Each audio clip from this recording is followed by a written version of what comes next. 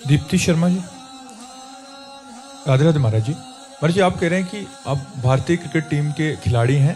पिछली बार आए थे तो पहली बार भारतीय टीम ने वर्ल्ड कप जीता महाराज जी। इस बार फिर से खेलने जा रहे हैं किसी कप के लिए, तो महाराज जी कह रहे हैं कि आपके ऐसा आशीर्वाद या कोई ऐसे वचन जिसके लिए मैं और मेहनत या बेहतर बनने। हाँ देखो, हम आशीर्वाद देने लायक तो नहीं है, पर हम प्रार्थना करने लायक हैं। प्रार्थना सबसे की जा सकती है। हम किसी के आशीर्वाद के मोहताज न बने। हमारी बात पर ध्यान देना, अगर हमारा आशीर्वाद लेना चाहते हो। हम किसी के आशीर्वाद के मोहताज न बने।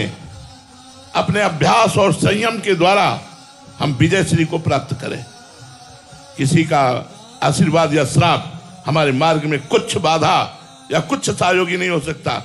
हमारे मार्ग में सहयोगी होगा हमारा अभ्यास, हमारी एकाग्रता, हमारा उल्लास। ये हमारा कार्य करेगा। अगर हम एकाग्र ना हो, हम अभ्यास ना करें, तो कहते भगवान की कृपा से गोली दुश्मन की छाती में लग जाएगी। नहीं, आपने अभ्यास किया है, उसका अभ्यास किया तो 1 सेकंड में शूट कर देंगे। हमारे ऊपर कृपा है कि हमें मनुष्य शरीर दिया, हमें बुद्धि दी, सब आशीर्वाद हमारे साथ है। हमको अभ्यास करना है। जिस खेल में लगो, जी जान से उसका अभ्यास करो, एकाग्रता पूर्वक। विषयों का त्याग करो, गंदी बातों का त्याग करो। अब देखो, उन्नतिशील होते चले जाओगे। अगर आप थोड़ी सी विजय हुई, पार्टी मनाने लगे, भोगों को भोगने लगे, अभ्यास छूट गया, आप दूसरी बार हार जाओगे। आपका जीवन एक तपस्वी का जीवन है। आपका जीवन संपूर्ण भारत को सुख प्रदान करने वाला है। अगर कोई भी खिलाड़ी जीतता है तो खिलाड़ी का नाम पीछे होता है, पहले होता है भारत। और हम समस्त भारतवासी सुखी होते हैं कि हमारी टीम जीत गई, हमारी टीम जीत गई, हम जीत गए।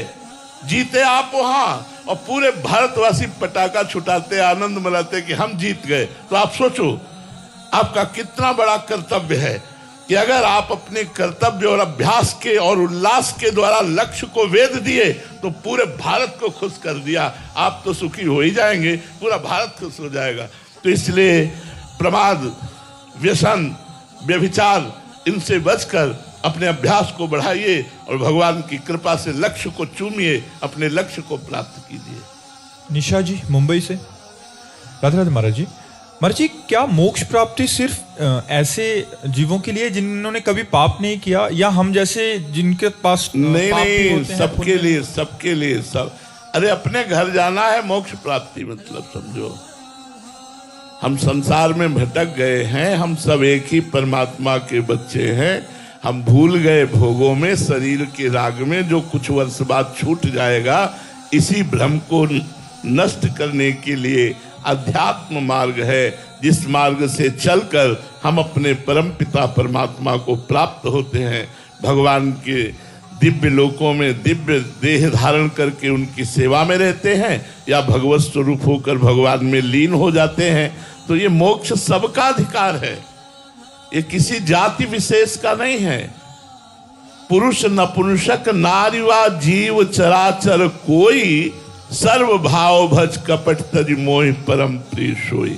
चाहे स्त्री हो, पुरुष हो, कोई भी हो, पुरुष नपुंसक नारी वा जीव चराचर कोई, सर्व भाव भज कपट तज मोहि परम प्रिय सोई। सबको अधिकार है भगवान की प्राप्ति का। सब भगवान के बच्चे हैं, कोई बड़ा छोटा नहीं है।